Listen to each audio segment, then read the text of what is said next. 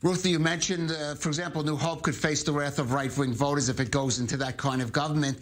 But isn't it quite possible in the next election they could be wiped off the political map anyway? This may be a do-or-die moment for them. Definitely, but I think it's Naftali Bennett who really is caught in between a rock and a hard place, more than Gideon Sa'ar. Because Naftali Bennett said from the get-go that he doesn't want to rule out Netanyahu, he wants to replace Netanyahu. In other words, Naftali Bennett said, I'm going to be prime minister. And rather than saying, you know what, okay, I only got 7 mandates to Netanyahu's 30, you know, and Netanyahu said, look, I'll give you this ministry and that ministry, and you can come back to the Likud and be part of Likud and be my heir. And Bennett I have to say, the history of Prime Minister Netanyahu's heirs. Terrible history, and Naftali Bennett, rightfully so, doesn't believe him.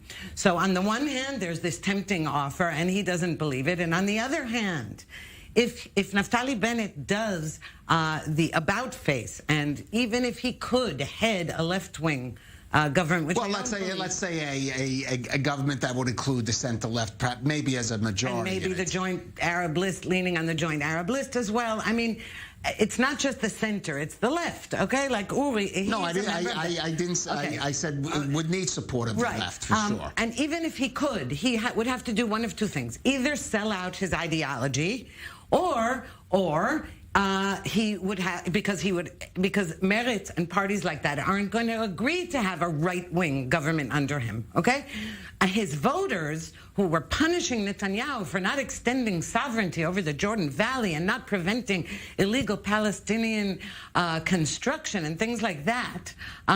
They're going to be happy with a government with their choice of prime minister ruling a left-wing government. I want to go back a little in Israeli history that even was here long enough to see, because we did have a unity government in the 1980s where left-wing parties, Meretz or it's a sort of predecessor of it, sat in a national unity government with Prime Minister Yitzhak Shamir, who was, you could argue, more right-wing than any of the maybe outside of the religious Zionist parties. Yitzhak Shamir sat in that government. It had those elements, and yet he wasn't punished by right-wing voters necessarily, and those parties made compromises. I'm not sure the comparison works here, because we're talking then on, first of all, it was before Netanyahu's time, and Netanyahu changed Israeli made it maybe more more polarized, let's say. That's a policy. He didn't make it more polarized. No.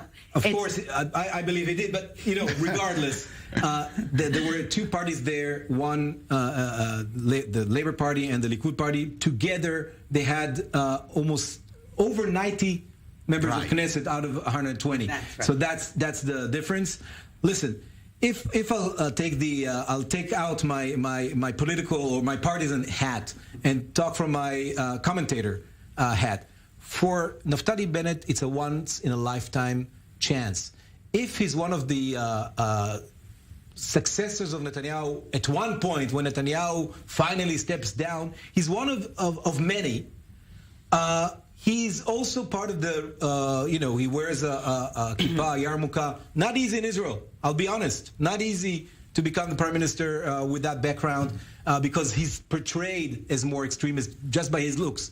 That's an honest comment from the left, Ori. And in fact, Israel has never had a religiously observant prime minister. And not only from the left. I'm talking about Gideon Sa'ar sits better with the Israeli public because, and he shares all the views of Naftali Bennett, even on religion. I myself, I observe a lot of mitzvahs.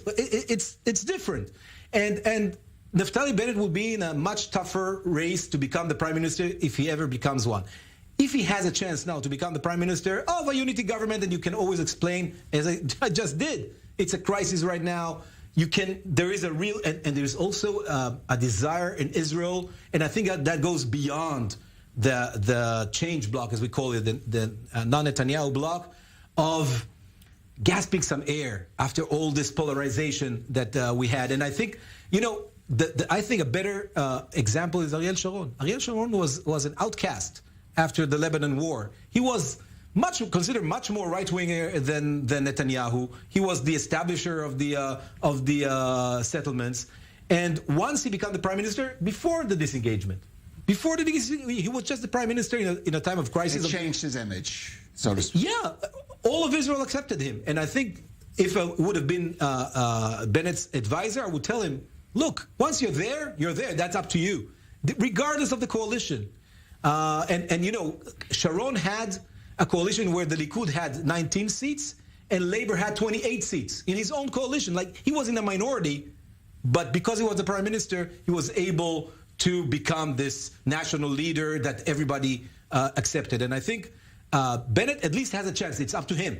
Right. Well, what do you say about that? Could you? First of all, I would like to address this notion that in a time of crisis, let me tell you something. In the last year with a global pandemic, Bibi Netanyahu forged the Abraham Accords, which are bringing on more countries. He has now succeeded in vaccinating most of the Israeli public.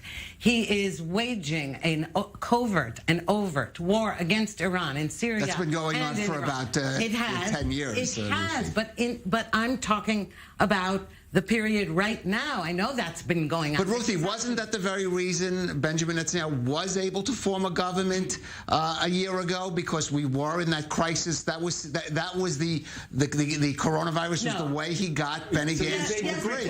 It was a pretext. No, it was each time for Netanyahu. No, I'm not. No, Ori. Let's not say a pretext. Let's say that's what Benny Gantz's pretext just as much as Netanyahu's. It wasn't that. It was that they were stuck and said, we can't have another election, the coronavirus. But the situation is different now. Now it's different. And I'm saying that I don't see, even as a supporter of Netanyahu's, right. I do not see any possibility of a coalition, or whether there is or isn't a coalition. I don't see a possibility at the moment of not having a fifth round of elections one way or another in a few months. Can I just ask you, we saw Prime Minister Netanyahu in court yesterday. Yes. Every day, you know, the Israeli media, whether Prime Minister elects or not, is going to have headlines from that courtroom, accusations. Do you think Prime Minister Netanyahu is going to really benefit? We don't know what could happen between now and August, September, but benefit from that? Well, I know. I'll tell you what I think. I think that the people who support Netanyahu, the indictments and the trial don't affect them. If anything, strengthen it. The people who are against Netanyahu aren't going to. They are against him partly because of those indictments, or not mostly. It's a whole, because well before those indictments, we had a lot of anti-Netanyahu people, and certainly Meretz was no supporter of Netanyahu, and that was predated the indictment. Ideologically, right. So, but Likud, the people who stayed loyal to Netanyahu, think that those indictments are bogus. No, I understand that, but we're talking about, though, it doesn't sound like I don't think it'll bolster the election him. bolster him. No, I don't think it'll bolster him. What will happen if there's another round? We have to finish up. Okay, if there's another round, I think the political map will adjust in small ways with the small parties. Okay, well, we'll have to see. But even so, the formula may not work out for Netanyahu. Ruthie Bloom and Uri Zaki, thank you for joining us on The Rundown.